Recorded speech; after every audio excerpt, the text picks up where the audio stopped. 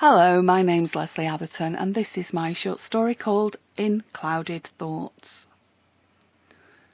The more I try to come up with a solution to this hideous mess, the more I get stuck in a morass of clouded thoughts, with such dreamlike, inaccurate intensity that there's no way to concentrate or even see the day-to-day, never mind plan ahead. And most scarily, it's been like this for a long time now, and I've almost forgotten what life used to be like. I can't eat, I can't drink, I can't leave the house, I can't think. What a wrecked and ruined life. Time hasn't healed a thing. Instead, every day that passes just accentuates and accelerates the horror. Call me a drama queen if you want, but you don't know how it feels. You happy, you fulfilled, you wearing clothes you like and doing what makes you happy. You haven't the tiniest, shiniest clue.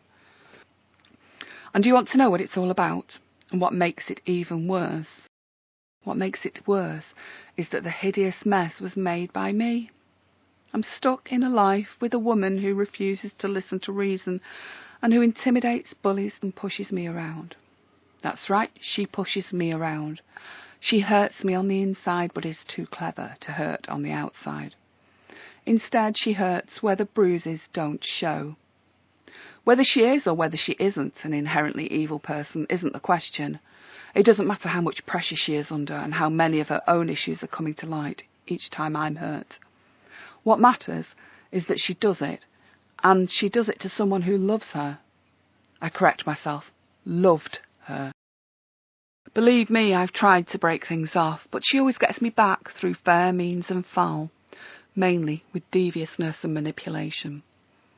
Once I'm forced back into it, I always try hard, each time wondering if this gross misalignment of love could be healed if I was to make special efforts. But she always delights in making light of my serious attempts to improve this tainted life.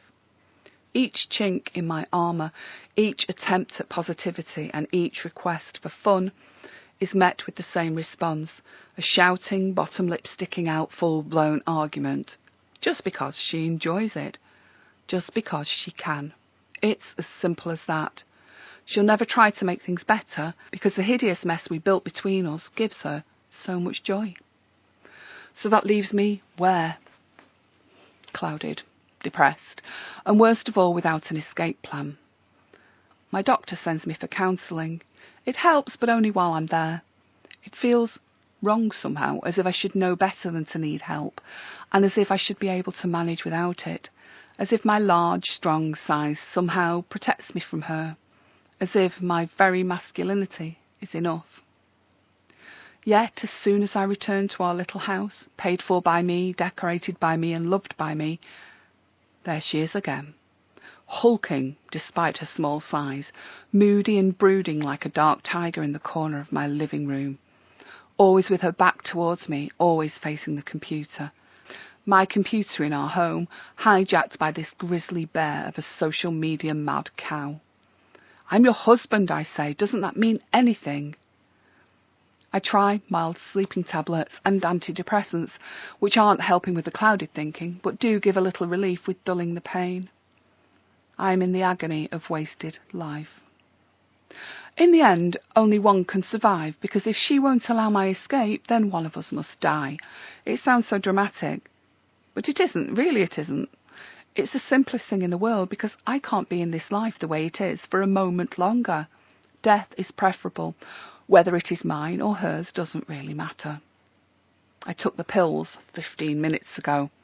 She's gone out for a change. I made sure of that. I've waited for weeks to make sure I'd got the timing just right. Normally she skulks round here just because she can and because she likes it.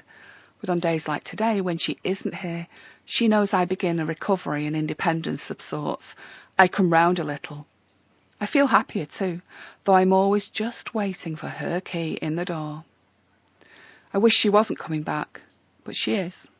And when she does, I won't be here to boss around or belittle.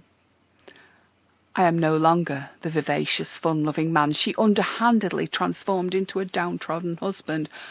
I'm the downtrodden husband who transformed himself into a man with a suicide note posted to all the local papers, television stations and police. A desperate measure, yes, I know that, but let's be rational here. Whatever happens between the two of us, I'll never be the winner. We'll never even be tied for first place. I'll never have peace of mind, and I'll never be free of the pain she's left. Not without this death, this melodramatic end. I'm looking forward to it. Really I am. Looking forward to release, and looking forward in my twisted and selfish way to knowing she'll have to explain herself. She'll have paparazzi round the door.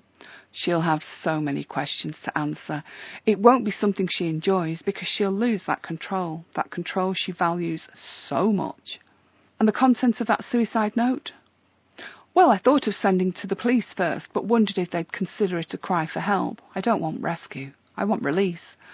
So I've sent it to local BBC News and the Independents too. I've just sent my email now to 37 different recipients.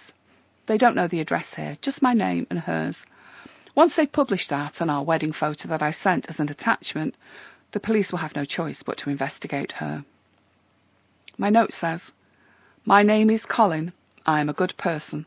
I work hard and I look after my home and family, but my wife Breda has made life a misery for 4 years. I am emotionally dead because of the constant insults and abuse she has directed towards me. Abuse where it doesn't show, in the head and heart. She has brought this upon me. She has forced my hand." It's some kind of revenge. Yes, I know it's not big and I know it's not clever. It's not even a cry for help. I just want the world to know. She's pretty on the outside, but don't be fooled. She's a monster. I know some of you will be wondering why it's so important that the world knows. Why do it this way? There are many answers. Just because I'm a man, an abused man. Just because I'm in the public eye. Just because I'm on the telly and nobody would guess all this about me. Just because I seem okay. Just because nobody ever guesses. Just because I need her to come to justice, even if it takes my death to get her there. I'm not brave enough to deal with this in any other way. Breda having surgically removed the courage from me, inch by daily inch. And why does she do it? Why did she do it? I can't answer that. I'll leave it to her to answer over the coming days and weeks, on television, in interviews, at the police station. But I reckon she did it just because she could, just because she liked it.